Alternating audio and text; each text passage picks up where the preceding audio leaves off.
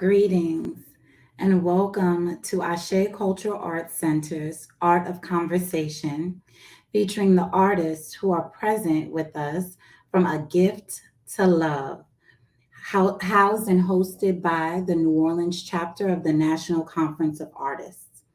Good evening and welcome. My name is Constance Sadie Thompson. I am a proud, Ashe member and creative director here, alongside Hollywood Delahousse, and Carol Sloan Bookbinder, our duo and our trio, a team of creative artists here at Ashe Cultural Arts Center. And I wanted to open up this space this evening um, to be mindful of the land on which we stand and the history of those who came before us. We're broadcasting to you from Volvancia, also known as New Orleans. It is a Choctaw term meaning place of many tongues, a land of many languages, which speaks to the rich history and continued contribution to the people of Native Indigenous descent, which is integral to the legacy of this land. We honor and lift up the many cultures that continue to gather in Volvancia throughout Louisiana, all the way from the Atapak Ishak to the Biloxi Chitimancha Choctaw to the United Homeless Nation and everyone in between and beyond, those whose names we know and those names that we do not know. We give thanks.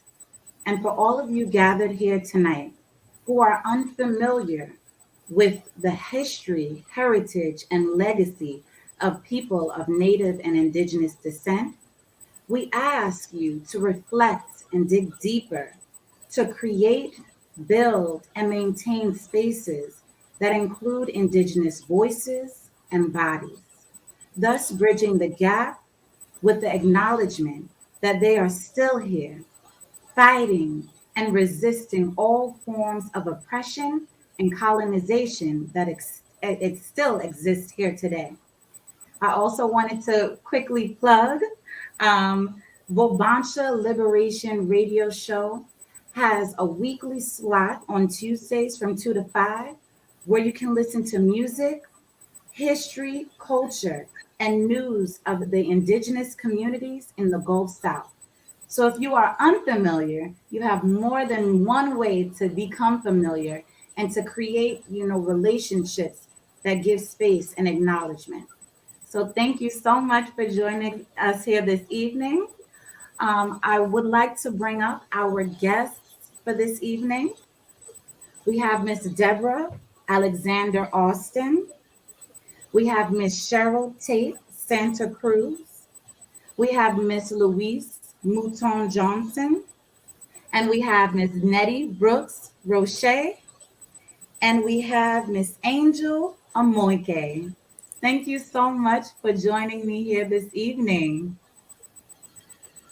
I would like to start off, maybe we could just do a brief round of introductions and, introduce yourself and how you became associated maybe with the New Orleans chapter, National Conference of Artists.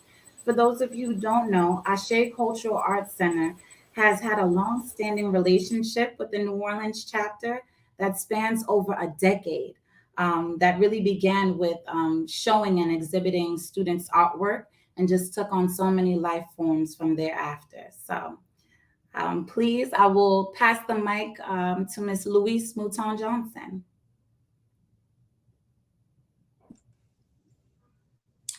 Hi, good afternoon, everyone. I'm so glad that you could join us today. As Constance introduced me, I'm Louise Mouton Johnson. I'm a visual artist, retired art educator with the Orleans Parish School System. I taught in the system for over 33 years. Visual arts, talented in the arts. One of my places that I taught was at the New Orleans Center for Creative Arts, NOCA, before it moved into the larger building that's known as NOCA Riverfront. But I was there from the early 80s until 2000.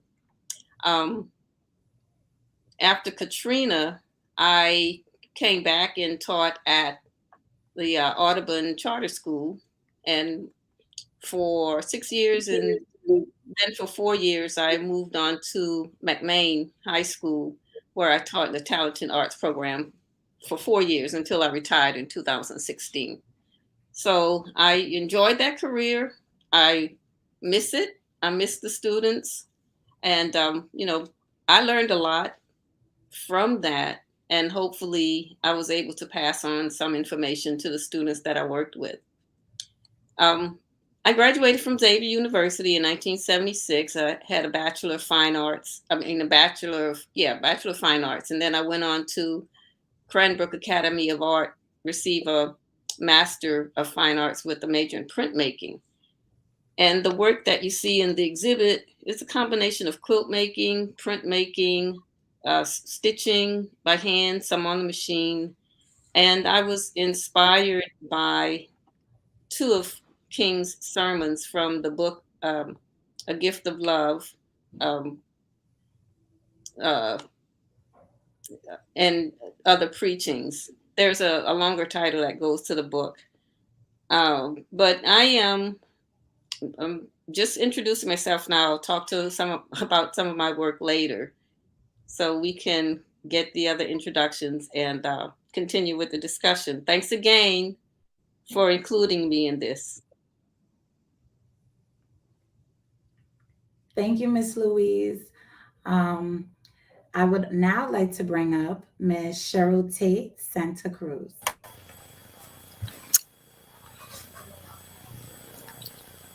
Good evening.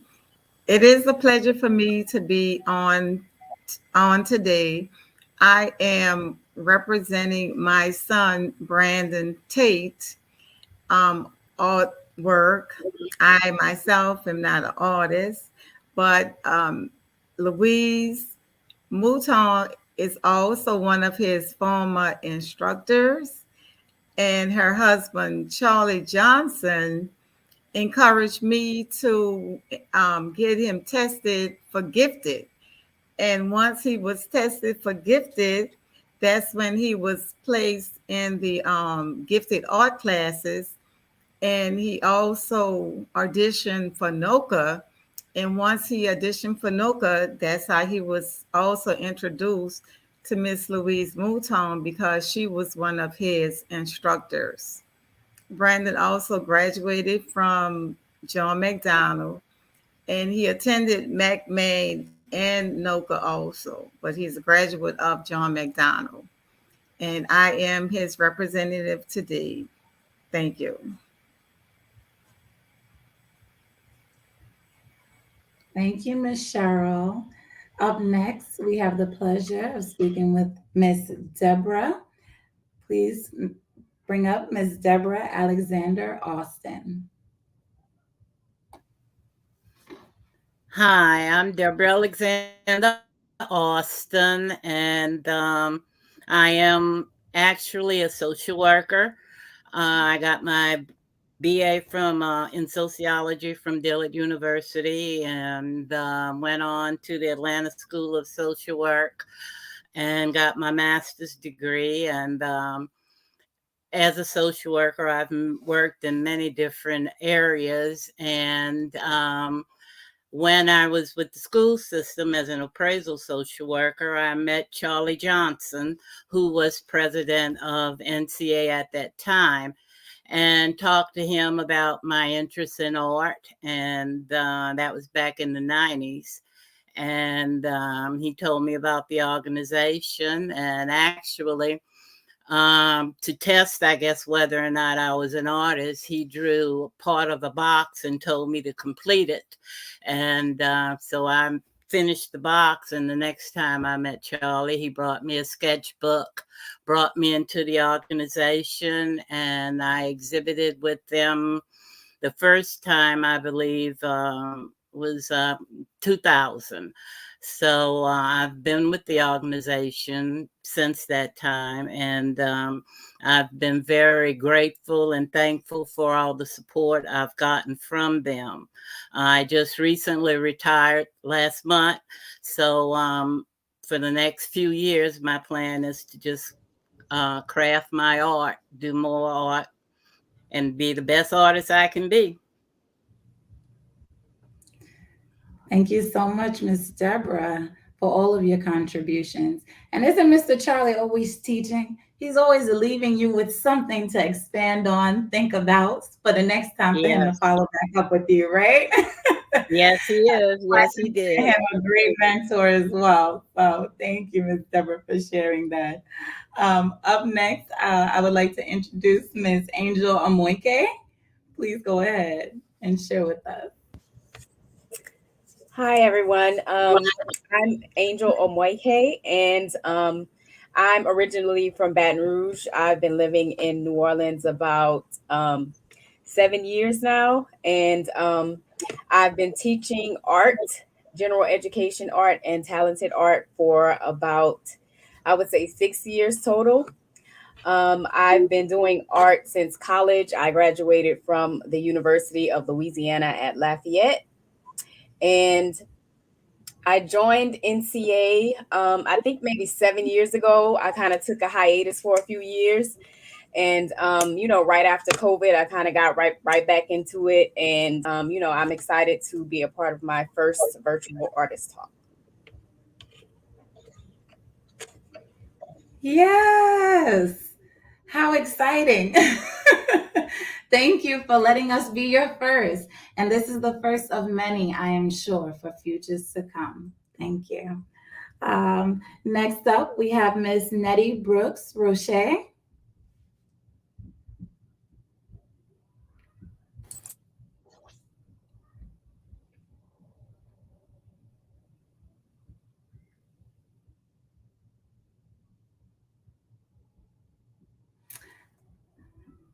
I think you might be muted, Miss Nettie.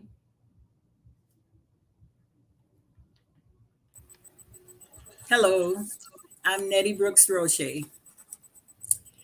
I am employed as a senior electrical designer. I've been working in the oil and gas industry for more than 20 years. My work is electrical designs for offshore systems. I am a graduate of Southern University. I have a master's in museum studies. I began art a long time ago, at least the love for art a long time ago, when I used to draw rabbits with my dad. He would just sit down and sketch them, so I followed behind him and tried to draw them also. The art in the book that inspired me so much, what my painting is about, is the death of evil upon the seashore. The book has so many wonderful topics, it was hard to select one, but for some reason that one really caught me because of the beautiful blue water that I could just keep imagining to myself. So I guess that's pretty much all I have to say about me. Thank you. All righty, let's bring everybody up. Everybody.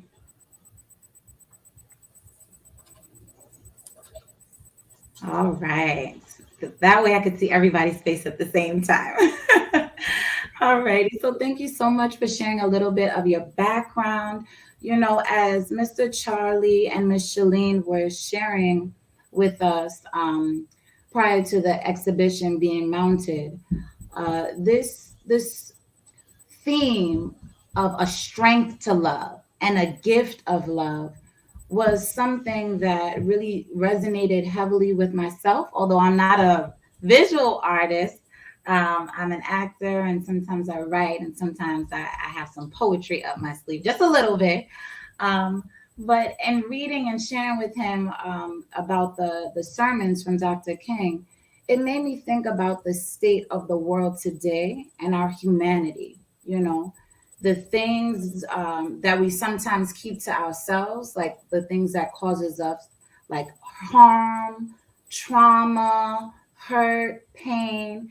And I think pushing past some of those things and being able to build relationships with other people, even though they might not be the same or might not agree with us wholeheartedly, really bubbled up for me. So if anybody would like to share specifically, about their work, I think we have each piece of artwork actually. So whenever somebody wants to share, so the people in our digital world can see your artwork, those who have not been to the Ashe Powerhouse will be able to pull it up. But then share with us the title of your piece, and also like Miss Nettie was sharing about the death of evil on the seashore, about what you were able to pull in from the sermons with your piece of artwork. So maybe let's see, Angel, would you like to go first? And maybe if we could pull up your artwork. I know it was, I remember this piece very vividly because I was like, Marcus Garvey. All right. Oh, what was she thinking about when she was creating this piece? So, um,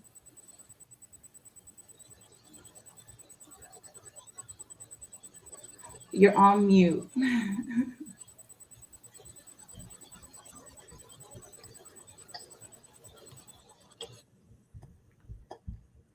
So I've always been a fan of Marcus Garvey, and a lot of the him and Dr. King had a lot of the same goals, even though they had like different ways of going about them. Um, so overall, this is like a tribute piece, like for the love he had for people of African descent. Um, and of course, he loved his military attire, so I definitely wanted to capture that. And to me, the color gold, it kind of has a royal feel to it. So I definitely wanted to incorporate that. The feathers, the texture on the feathers, I wanted to incorporate that because he loved like the lavish hats with the feathers and everything. So I really wanted to make that part of it stand out. Um, but overall, I just wanted to celebrate him and his contribution, the contribution that he made to the African Americans, and encouraging them to make the connection back to their homeland. Thank you, Angel. I know that's that Black power, that's that Black love, that strength to love our Black people, brothers and sisters, in spite of, so we can like really continue to push forward for the liberation of our individual and collective identities here in this land. So thank you, Angel. And the color, that's exactly what stuck out the most for me, were the plumes, from his headpiece as well. Right. Um, yes. And I hope everyone gets a chance. I know you're joining us in either on Facebook or on YouTube. But the Ashe Powerhouse is also open for you to actually visit these individual pieces so you could see it firsthand for yourself. So I just want to plug that. And let's say, Miss Deborah, if we could pull up your piece. I know the title of your piece is Acceptance. So while we're getting that pulled up, if you would like to share with us, acceptance is such a deep and profound word, and especially as it ties into the strength of love. What did you pull from in the sermons for this piece? Okay. First of all, whenever I think about Dr. King, I think about his message of acceptance and loving each other. His message is about bringing people together. In the speech, loving our enemies, I'm going to quote from what I looked at: love is the only force capable of transforming an enemy into a friend. We never get rid of an enemy by meeting hate with hate. We get rid of an enemy by getting rid of enmity. Sorry about that. We must love our enemies, because only by loving them can we know God and experience the beauty of his holiness.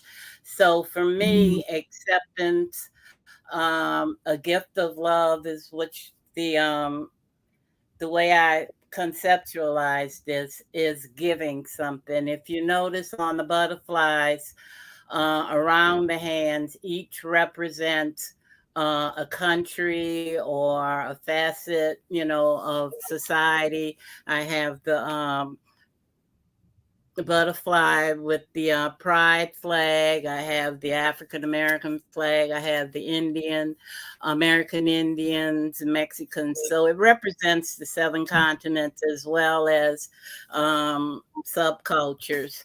So for me, if you're loving someone, you're in acceptance of who they are, no matter what that is about them. They all have their own uniqueness, and you accept them for who they are. The way my description is, the color pink represents love, which is why the butterfly is pink.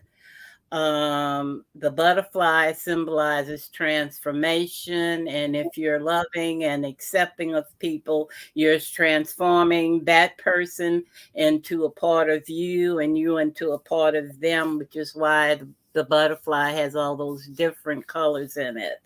The butterflies, like I said, coming out of the darkness represents the many cultures of the world, and the position of the hands represents a willingness to accept and let go. And the butterflies without color, they're just, as we're born into the world, we're not born with all of these ideologies and thoughts about other people. We come in fresh, untainted, and then we're born into various cultures, but again, I want to represent acceptance of all people, no matter who they are. And that's the message I'm getting from Dr. King. Thank you, Miss Deborah. Love is truly the greatest force in the universe. It has the power to move mountains, move people's hearts, change people's minds. So, thank you for sharing that with us. And I didn't catch that last part that you said the butterflies were coming out of the darkness. Thank you. And I wouldn't have had the opportunity to hear that if we didn't have this conversation. So thank you very much. All right, Miss Louise, you're up next. Let's bring up Miss Louise. And I know Miss Louise has two.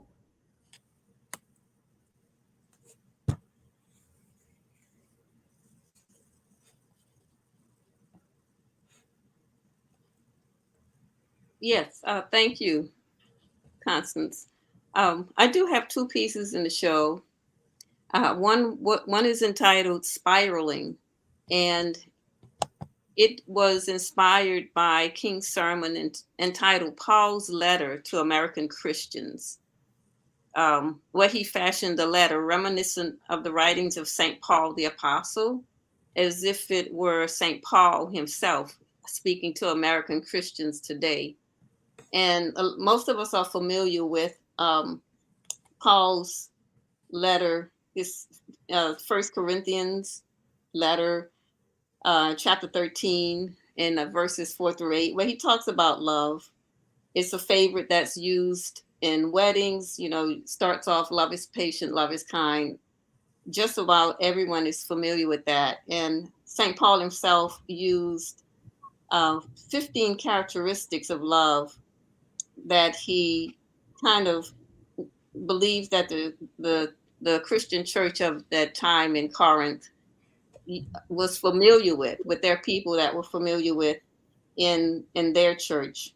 So Paul's concern was for the church and the various aspects of love between the brothers and sisters there at the time.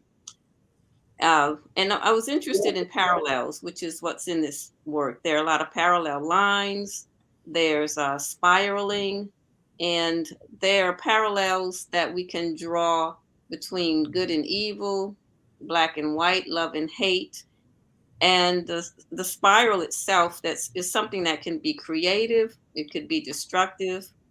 It can swirl upwards, or it can spiral down, spin violently downward.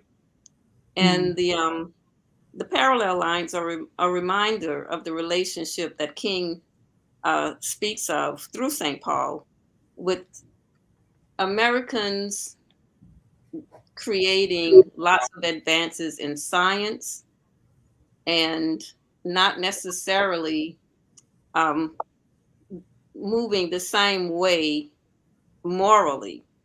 So he cautions Americans to keep those parallels, well, those same advances growing in both areas. So that's some of the idea behind that, where King opens his sermon by talking about America's advances, science and industry, medicine, technology, and just makes a plea to the country to keep its moral advances abreast of its scientific advances, and encouraging American Christians not to be so concerned about material gains, but more about accumulating spiritual resources and working towards eliminating poverty from the earth. So in my work itself, the technique that I use with this is a combination of quilting techniques, sewing techniques, stitching on a sewing machine, which is something that I learned from my mother as a young child. I created my first garment that I would actually wear on a sewing machine when I was 11 years old. My mother taught me that. So that education came way before I went to school for my formal education in art, and very appreciative of what I learned from her, discipline, and just how you should really be perfect with your craft, even though we're not perfect people. But she wanted to make sure that every stitch was in place. If it wasn't there, you took it apart. The pattern that I have in the background, the checkerboard, was something that I created as a base when I was fortunate enough to be one of the New Orleans artists in residence at the Joan Mitchell Center here in New Orleans in 2018. I was working on a series called Unfinished Business, and it actually started right after Katrina, when I was using pieces from work that may have been a little destroyed by the water and floodwaters from in our basement in our home, but just didn't want to throw anything away. So I used the same technique as you would with a real quilt or piecework, where you save the scraps and stitch them together to create another whole different entire piece. So that was, just kind of inspired by my reuse of materials. So I'll be glad to answer any questions. If anyone wants to put a question in the, in the chat, I would be glad to answer any questions about the work. Thank you. Okay, I'll wait till we come back around, so I'm not talking too long about the other things. I don't want to. Thank you, Miss Louise. Because I definitely forgot to say that if anybody has any questions, please feel free to drop them in the chat for any of our artists. And thank you for sharing that. Also while you were speaking, Miss Louise, I was like, my goodness, everybody on this call, they are educators.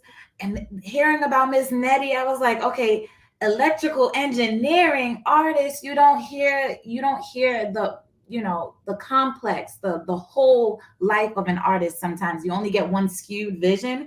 And then also Miss Deborah, as she was talking about her work in social work, for all these years, I was like, oh my goodness. I think, I reflect on how that also intertwines into my life, about the fact that artwork has the ability to like just pour out of our lives and heal us, as well as healing those around us. So I'm going to save that question for a little bit later.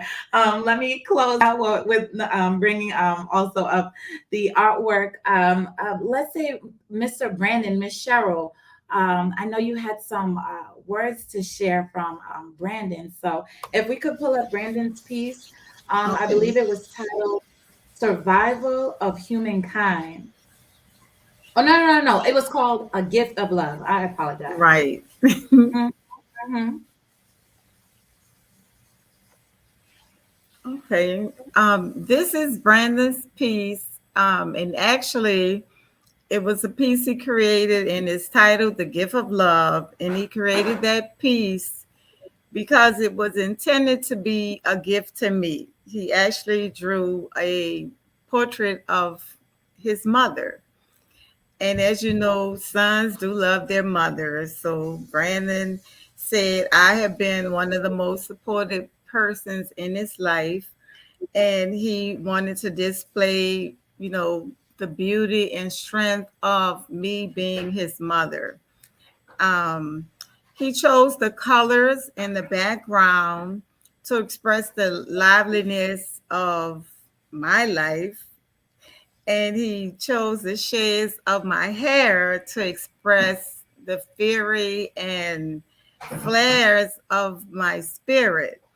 The painting vividly displays, as he says, my character and unique style.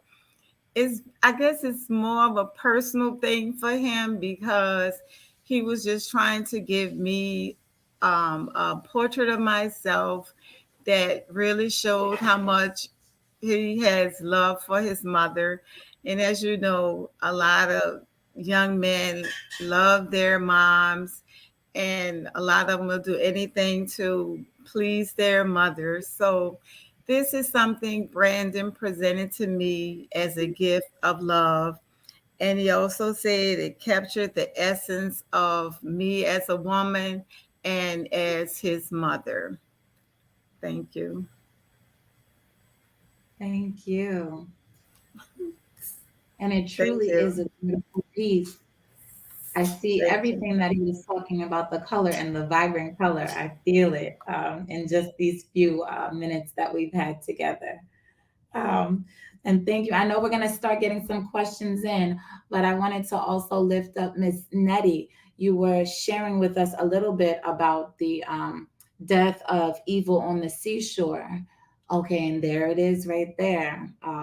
Would you like to share a little bit more for those of who probably joined a little bit later after you already shared with us a little bit?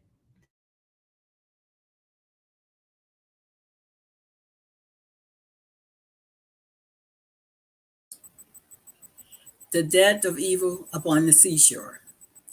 This is one of the sermons in Dr. King's book, A Gift of Love. He had so many wonderful sermons in this book, but this one inspired me the most because when I read the part about him opening the waters for when Pharaoh's army got drowned in the seashore, and he said they didn't, with the joy is not coming from them being drowned, but the joy is coming that the faithful survived. So I wanted to express it in a more term of the civil rights movement. Dr. King did everything in a peaceful, nonviolent way. And this picture is peaceful, even though it's representing the deaths of a great evil. The sunshine that's just gently peeking through, that's Dr. King's nonviolent approach to things. The deep blue water is the struggle. It was a horrible struggle, the civil rights movement. But Dr. King kept on fighting till he achieved the goals of many of us that we have the freedoms that we have today. I thought about putting like a lot of little things around the sea. As a matter of fact, I even did. But that concept of evil is not what Dr. King was about. He wanted evil ended. So to end it, all of those ugly things like the hatred, the lynchings, all of that is buried. And I summed it up with the cross that says 1964. And that was when the passing of the Civil Rights Act through the work of Dr. King. Thank you.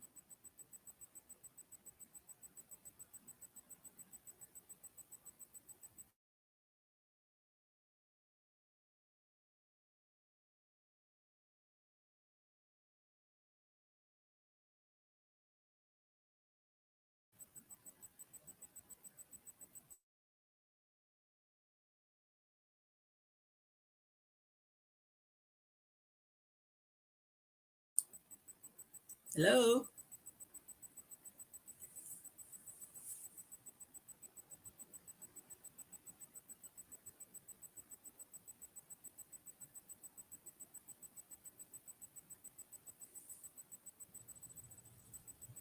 All right. Can y'all hear me now? Yes. All right. I'm so sorry. I was speaking, but nobody heard me. I appreciate technology and all the ways it shows up for us, and sometimes it doesn't. So I'm glad.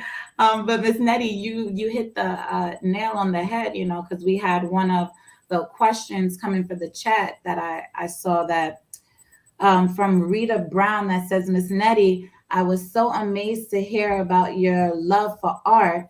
And then they asked about what inspired you to color the beautiful blue water and what inspired you about the cross. So thank you. You already shared that. I hope you heard that, Rita Brown.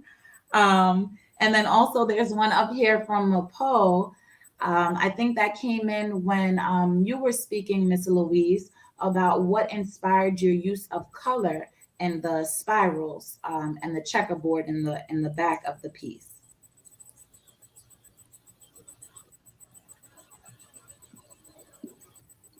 Okay, I'll answer the question because I think it was for Cheryl, Tate Santa Cruz, but I'll answer it either way. I think since we all were dealing with color, um, with the black, white, and the red, there, somewhere I read several years ago that those were colors of healing in some African cultures.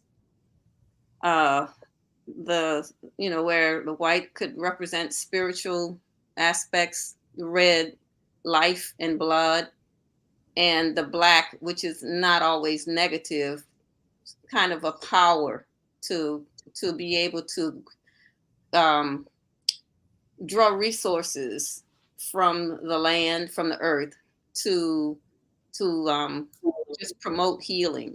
So those are colors that I selected for that: the black, white, and red.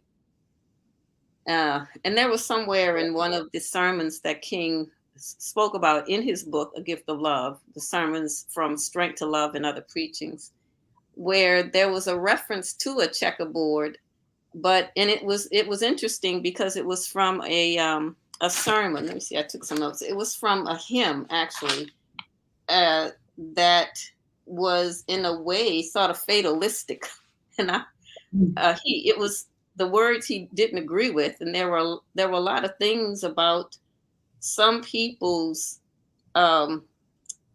relationship to God, in a sense, that he said he didn't agree with, and he was very honest with this, and one of them was just their way of thinking that everything was predetermined, and that that somewhere it's written that your life is just going to happen the way in a way that has already been predetermined for you, and that you have no power to kind of be creative, in a sense.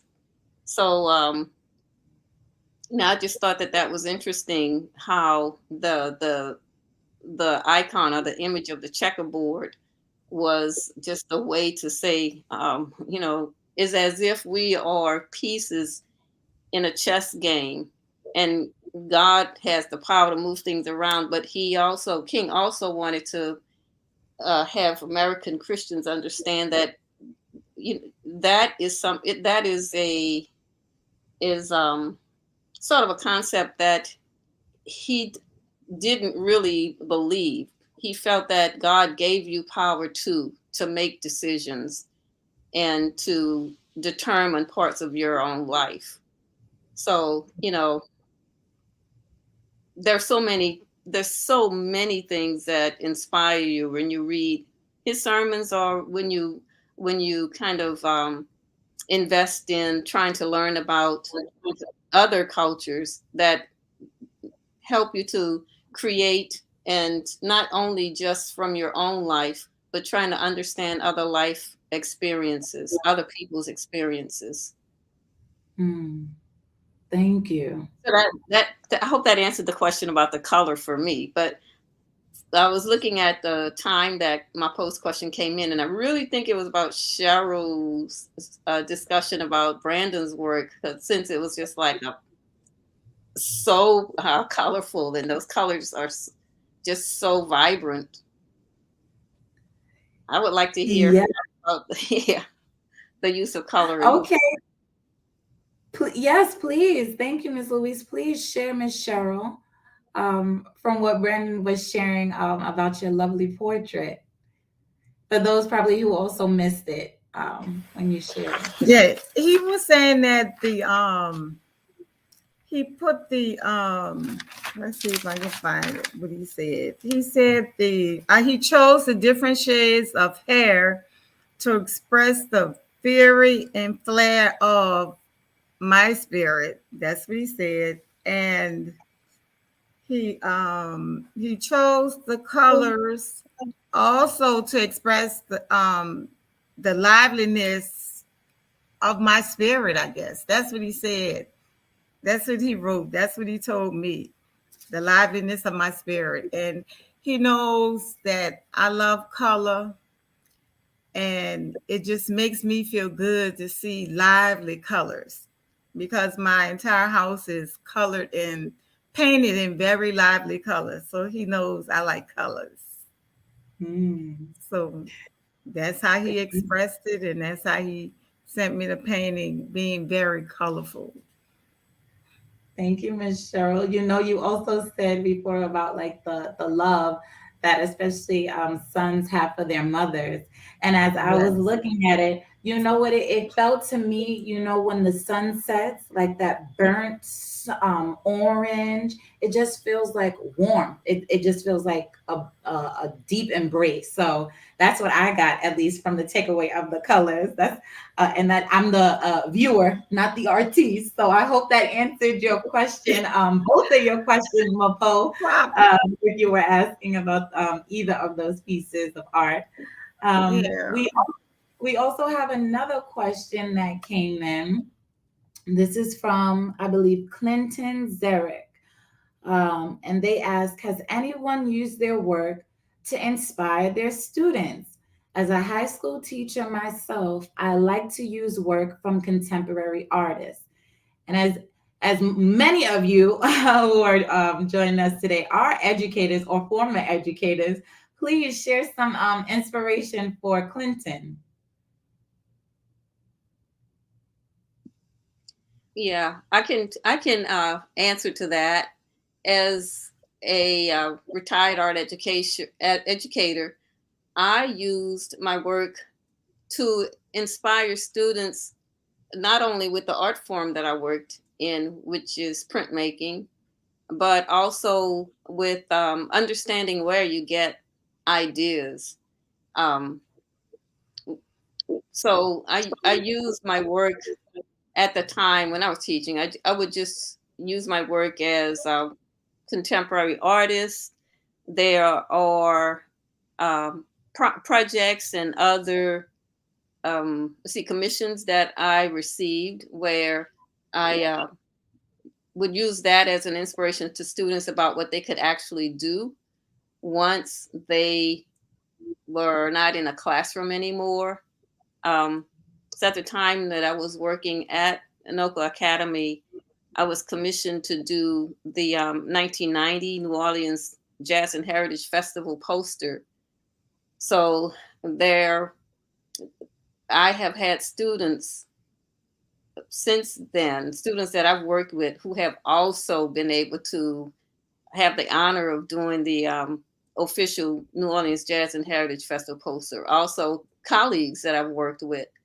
So in that sense, yes, there's always a way that you can use your students. I've also been able to invite other artists to come in and talk to my students. And when you say contemporary, of course, you want to be able to show what artists are doing now, living, breathing artists, people that you have a personal kind of and professional relationship with. My husband, Charlie Johnson, also retired art teacher. Uh, Sometimes we even shared some of the same students. Many of his Edna Carr students who were in high school at the time were my students at NOCA at the same time. So um, Clinton Zarek, I remember you participated in the exhibit last year, and that's a good question. I think that it's really important for us to be models for our students, when not only just to teach them the craft, but to see what you can actually do with it, to show that you're a good artist, you're a good teacher, and that you're living the just an example of someone living and doing what they're teaching, and kind of giving you the inspiration to do and do it even better. I'm so proud of my students who have gone so much further than I have. Um, I can I, just I'm go on sorry. and on about that. That's okay. That's okay, because Brandon was one of my students. Mm-hmm. Gifted, very extremely Yes. gifted student, and thoughtful student too. So I'm proud to see Mm-hmm. that he's still working. I'm very proud to see that he's still working and um, practicing his craft and improving on it, and Mm-hmm. has ideas that he's expressing that are very thoughtful, thought-provoking ideas. Yeah, and I would like to thank Louise Mouton Johnson, because he always says she truly inspired him, and he brags on her a lot. So thank you so much. Hmm. An That's what honor I to be one of his teachers. thank you. Thank you both. I think that's one of the beautiful things about contemporary artists. You get to hear them, you get to touch them, you get to talk to them. And I know, Angel, you were also sharing with us that you are an educator as well. So I'm curious to hear how you integrate your own personal artwork, or how you develop artwork for your students to inspire them.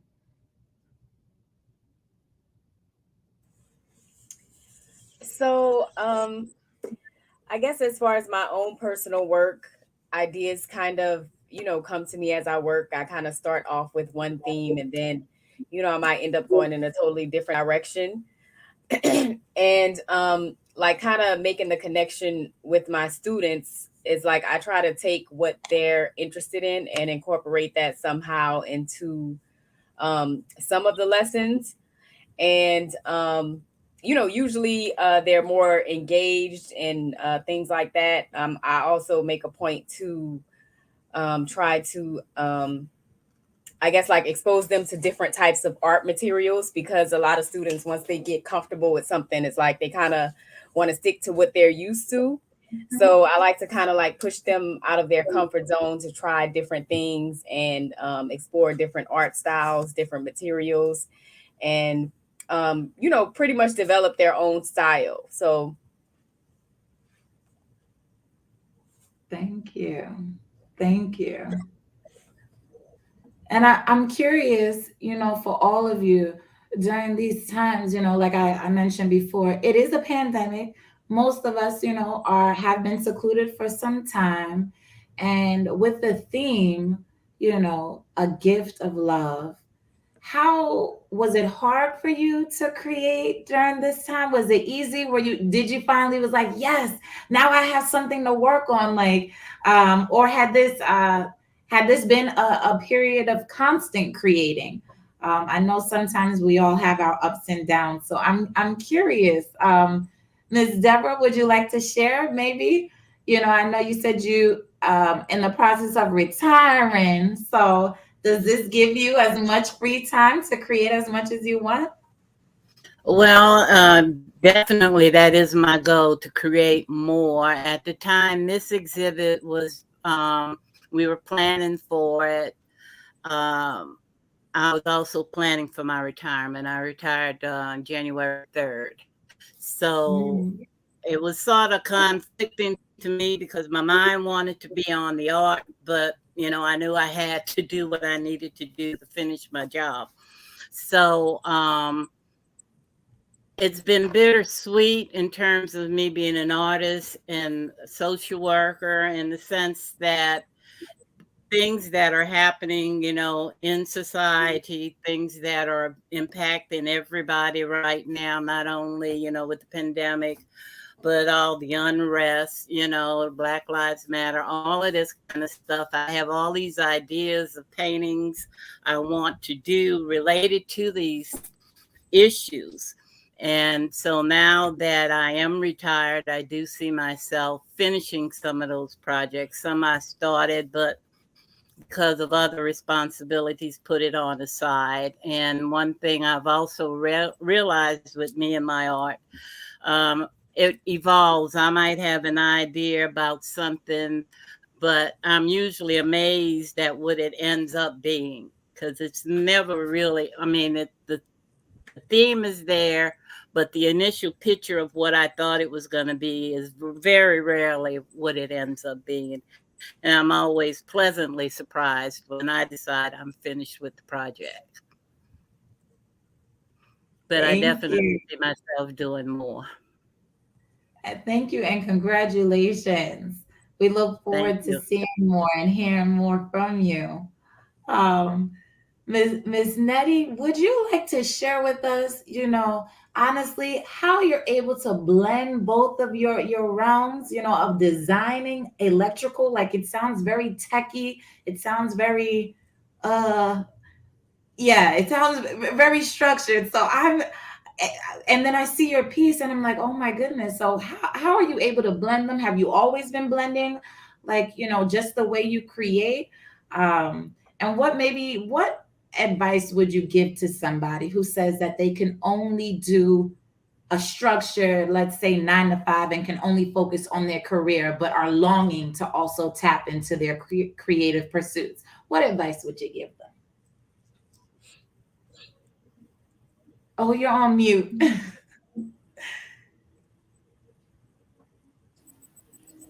I would tell them to just do it.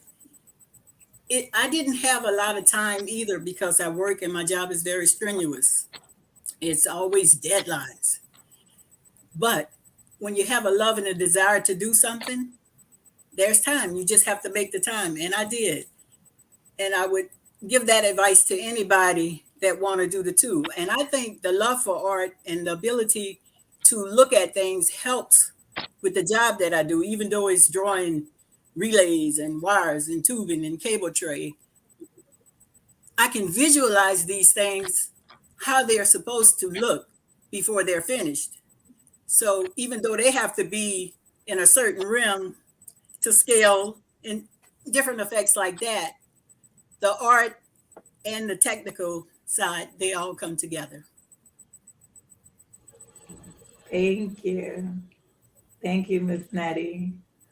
And I also want to give a chance. Can everybody hear me? I wanted to give a chance, since we are among, artists, and even though, like I said, we're not in person, we do have the pleasure of this technology. For those who are on the stream today, if you had any questions from artist to artist that you would like to ask one another, please feel free to do so.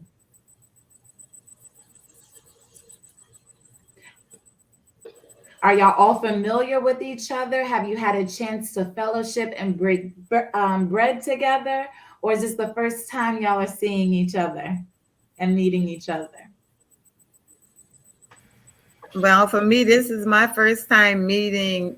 I know Louise, but the other ladies, this is my first time meeting them. But the work is awesome. I love all of the work. And when I first saw Louise's work, I was very impressed with it, especially with the stitching and the sewing. That was so unique to me. But all of you all had very unique, awesome work. So I commend all of you. Thank you, Cheryl. Yes, thank you, Miss Cheryl. Well, I know Louise and Deborah, but I didn't know the other ladies. But I'm glad to know you all. Yeah. Oh, Nettie and Louise, and I know them. We're all part of NCA. This is my first time meeting Angel and Miss Cheryl.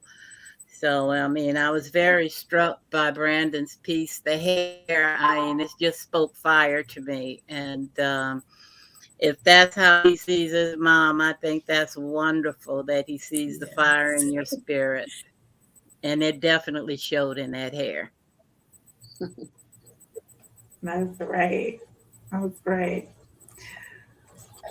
Well, I'm gonna check one more time to see if we have any questions or comments. Oh, so sorry. I was not paying attention to this chat. Please forgive me. We have a question from our Chief Equity Officer from Asali. Oh, and one from Frederick Wood. Okay. Yeah, let's go with Wood. Was Marcus Garvey a figure you learned about early in life? When was his legacy first introduced to you, Angel? I had always heard of Marcus Garvey, but I guess I just became more familiar with his story, I would say maybe about 5 years ago. Um, so, once I kind of learned all the details of, everything that he was, trying to accomplish, I was really inspired by that. So, when the opportunity came around to create a piece, he was the first historical figure that came to mind. So, I just let my inspiration guide me. Thank you, Angel. We have another question from Asali that says, do you ever feel like you've deferred a piece you've been thinking about for too long, like it has passed its time? And I know Miss Deborah was kind of alluding to some of that, but this is for everybody. Have you ever deferred a piece you've been thinking about for too long, like it has passed its time?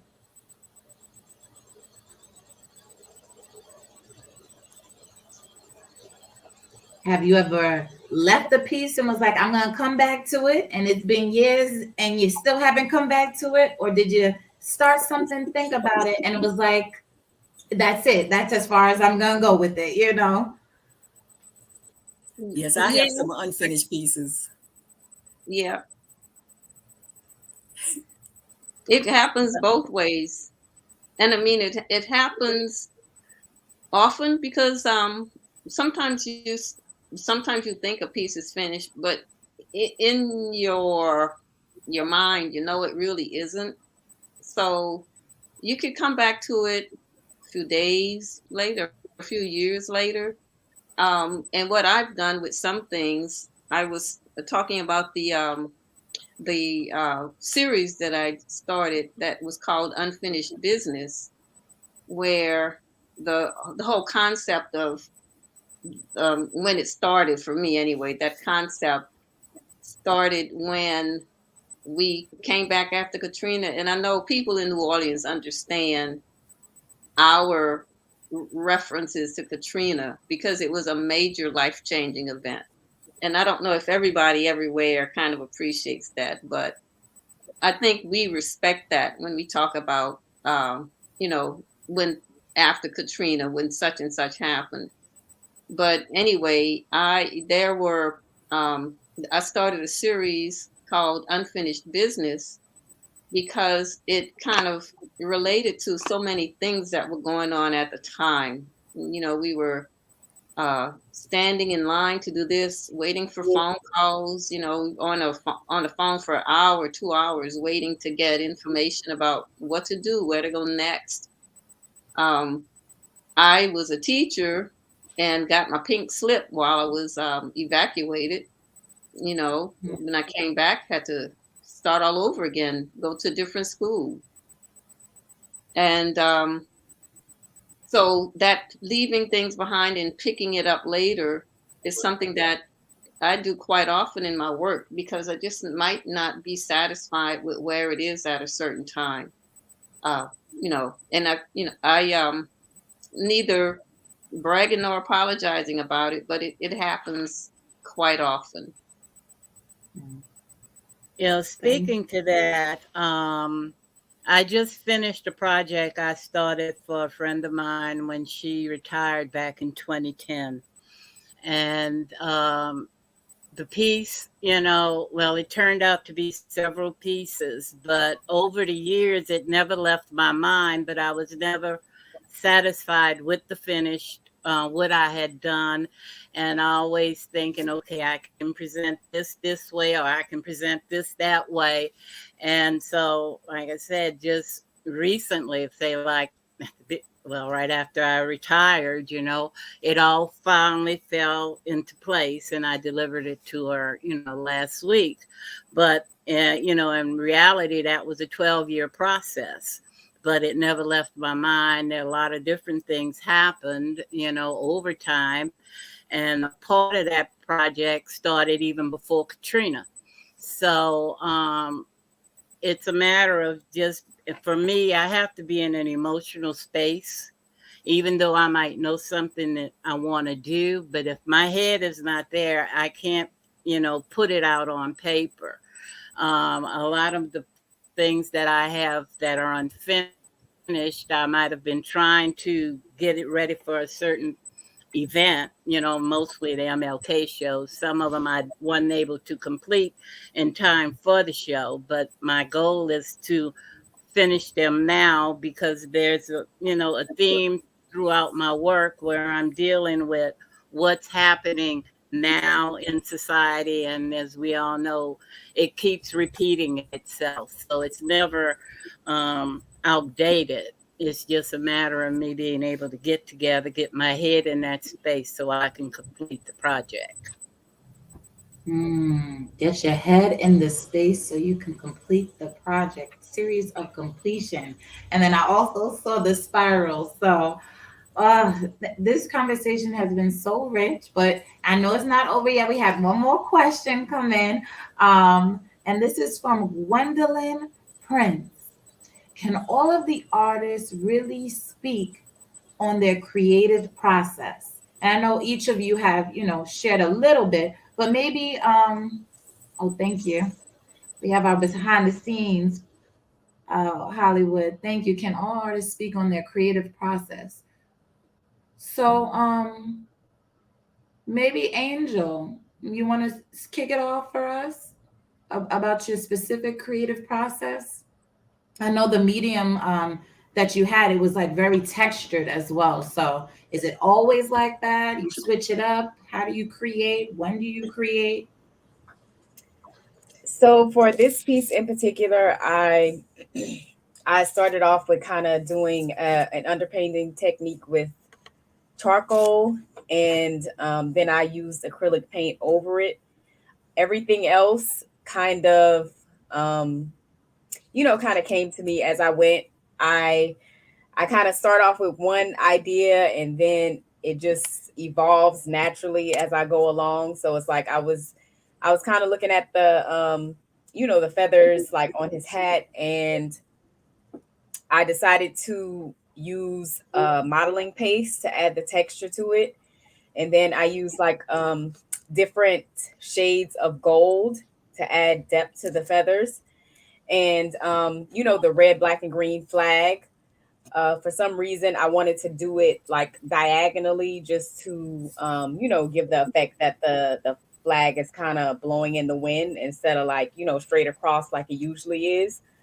And other than that, it's just a part of my style where I kind of add leave the white spaces around the main focus of the picture, just to kind of add a creative element to it. And the splatters of paint on his face, like the red, black, and green, it's just all to bring it into the theme. Thank you, Angel. Can I ask Angel a question? Yes. Is some of that airbrushed, like the main portion of his face? It has a softer kind of edge to it. Is his face airbrushed? No, all of it's acrylic paint. Really? Okay. Yeah, yeah. Awesome. All right, Miss Nettie, go ahead, take it away. Speak on your creative process. It's with drawing a sketch. I'll get out my sketch pad. Excuse me, I was coughing a few minutes ago. I'm sorry. Okay, take a moment. Yeah, I would take out the sketch pad and draw a little sketch first and change it around, and then I'll think about it, probably change it 2 or 3 times. But that's my process of beginning. All right. So you start off with a little bit, and then you come back, and then you add more. Right. Yes, I do. Yes. Sometimes I'll take colored pencils to see if I want to make sure I use this color when I decide to paint. And sometimes I may do a picture with colored pencils. I start off with crayons as well, and I think that's as far as I go. Crayons and some colored pencils, which no one has ever seen. Yeah. So I hope that answers your question, Gwendolyn. But feel free, also, Ms. Deborah, if you wanted to share a bit about your creative process. Okay, well, for me, for this particular piece, like I said, I thought about acceptance and a gift. So in order to visualize, well, I visualized what I wanted, but in order to capture what I wanted, I had my son photograph my hands. That's actually my hands. And I had, a little box inside that to represent the gift. And this, like I said, this painting evolved into several different things, because one time it was a box. Then eventually I decided I would do the butterfly. I don't do a whole lot of sketching.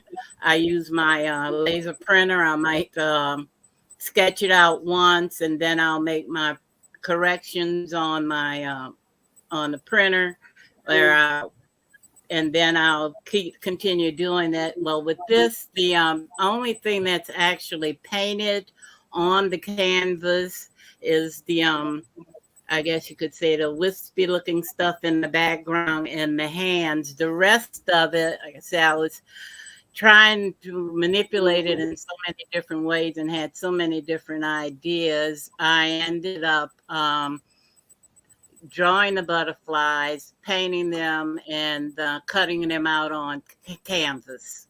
So everything there is canvas on canvas. So it's more like a collage, the butterflies. And like I said, this definitely evolved into, once I got the idea to go with the butterflies, changed the whole initial concept of, carrying a gift.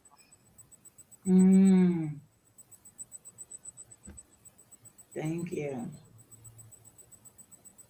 Thank you. And Miss Louise, I know you shared a little bit already, but if there was one thing I want to make sure Mr. Prince can hear from everybody. Yeah. So my main art form, printmaking, I learned that when I was in school, some in high school, but mainly when I was in college, and then focused on it when I was in graduate school. I like all aspects of printmaking, silk screen, etching, but I mainly do relief type printing at home because it's easy to do without, with a minimum of equipment and chemicals. One of the things that turned me off from silkscreen is, just at the time, the use of the chemicals and the inks that were very volatile and toxic. And with etching, love the look of etchings and, work with metal, but the use of the acids was something that I just couldn't do at home. So I wanted to be able to do a printmaking technique that I could do easily in a home studio with the minimum of equipment and chemicals. So that's why I settled on relief printing, carving into a block, rolling the ink on a block, and then using an impression, getting an impression from that on paper. If you think about a stamp or just making a fingerprint, think about creating a stamp. So with this particular piece entitled Covered by Nature, it was inspired by King's speech, Shattered Dreams. And it was interesting just reading through that, because he does talk a lot about what we have to do when things just don't go right. So I wanted to just kind of read a little bit from his sermon. Well, first of all, he raises the question about how one determines a way to live in a world where their highest hopes are not met. And King wonders about how we can honestly confront our own shattered dreams. So I'm going to read just a brief quote from the sermon.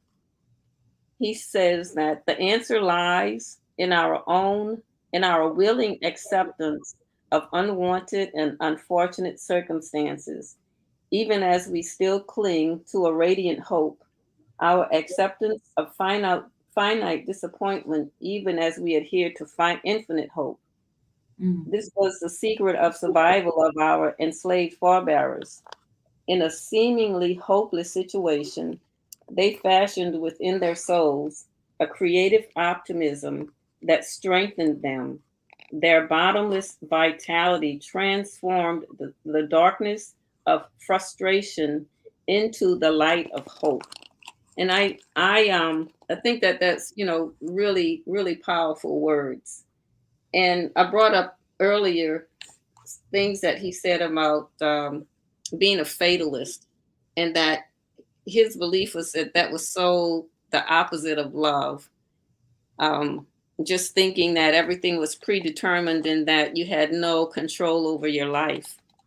So in my piece entitled Covered by Nature, there's a profile of a woman, and that was done from a real early self-portrait that I took back in, I want to say, the late 80s.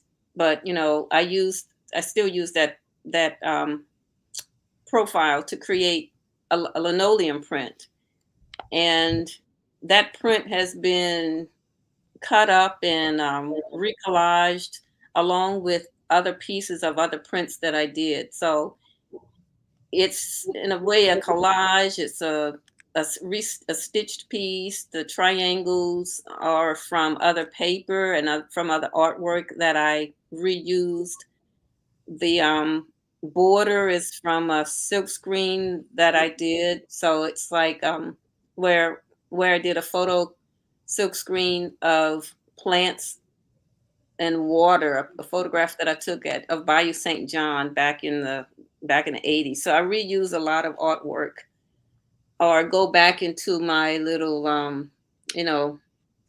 repertoire of things that I've collected over the years to create to put together now. There's a way of just knowing, I'm going to use that one day, so I'm not going to throw it away. And eventually it comes to being used. So that was part of what I used in this piece. So the profile of the woman is surrounded by like a scattering of leaves around her head and her shoulders. So she looks like she's being covered by aspects of nature, leaves, grass. And near the bottom portion, you see two birds, and birds kind of typically represent freedom and bliss. But here they seem to be in a shattered environment.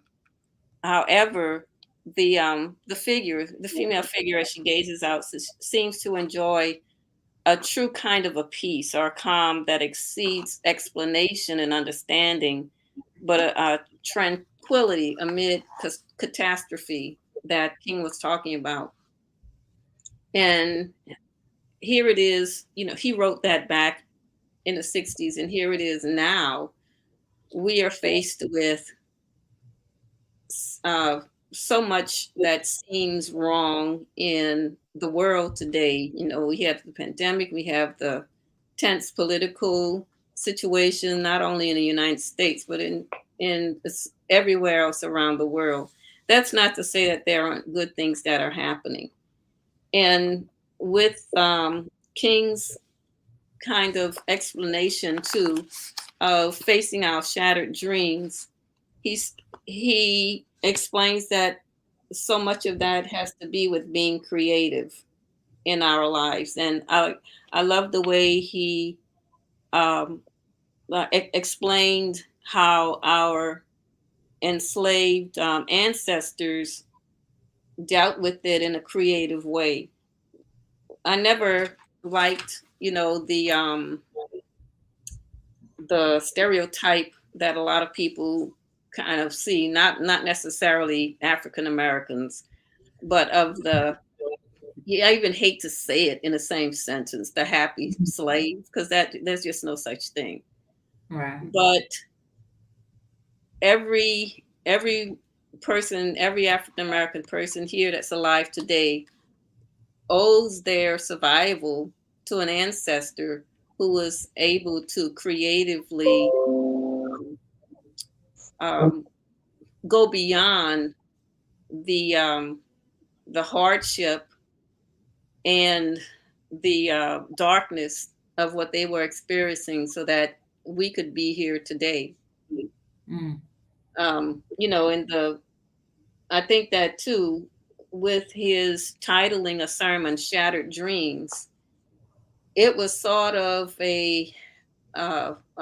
omen in a way, or being able to foresee how his own contribution to the civil rights movement had to be dealt with once he may not have been here. I'm not saying he was able to predict his own death, but living with all of the death threats that he had already had, him, his family, others of our leaders of that time, he was, he was wise enough to know that he was a target also. So in a way, that sermon was a message to us to be able to deal with those times when we knew you have to draw on a deep with your inner strength to be able to move on and to still be creative and productive in spite of what was going on in the world. So that was that's what inspired that piece. And I know, sometimes it seems kind of disconnected with some of the things, and I'm thinking about other things that I want to say. So if it seems a little disjointed, just forgive me. But the artwork itself and the relationship to the sermon are not only just visual, I think, but with the message too that was that he had in his sermon. Thank you, Miss Louise, and thank you, all of you who have shared not just your creative offerings with us, but also giving us a glimpse into who you all are. I think sometimes when we go into certain spaces and we only see the artwork, we don't get a chance to see who created it and look inside their mind to see why they dreamt it up, why they put it out there. So thank you all so much. From our initial opening conversation, I think that was just a few weeks back, I was, reminiscing and going back to Dr. King and how he lifted up the three evils that are barriers to creating and living in our beloved community. And he identified them as poverty, racism, and militarism, right? And he basically was talking about the only way that we can root that all out was basing it on love and nonviolence. And especially as we look around our greater New Orleans area and communities today, and we see the rise and just violence rise in violence everywhere you turn. It whether it's directly impacting you through friends and family or those that you know, because New Orleans is so small, I think it affects all of us in a different way. So having this piece up, and really speaking about, like I said, a gift. It is like I vividly see these hands, Miss Deborah. Now I can't unsee it anymore. These hands of acceptance, and you said also of releasing, right? And then through the conversation we all shared, it's about like also not feeling as though our lives are just stagnant in that moment, that we have the ability to dream and create and push the future, or like Mama Carol always used to say, using your own ashe to dream up your own future. So I think that's what you've all been able to share with us this evening, and anybody that has a chance to see the exhibit. I want to let everybody in the digital world know that this is what Ashe Cultural Arts Center is about. This is who we are. We love having conversations and, pulling people in to make them feel like this is family. This is a space for you. No matter if you're many, many miles away, you always have a place here at Ashe. And Ashe, our mission really is to use art and culture for human, community, and economic development. I love saying that because I see how it happens on all different levels, especially intergenerationally, as we can see also on this call as well. So again, thank you all. And I would be remiss if I didn't say, for those of you who are only looking at us on YouTube, follow us on Facebook and Instagram. If you want to know how to get connected with any of these artists in the future, this is only part one of two more parts coming soon. So you get a chance to meet the rest of the artists in this exhibition. And follow us on our website at ashenola.org. But as you also, we were in conversation today. On Monday is the anniversary of my grandmother's death. And when we were talking about love is patient and love is kind, that was actually the scripture that I read at her service, right? So if you don't mind me closing out this very special conversation with those words.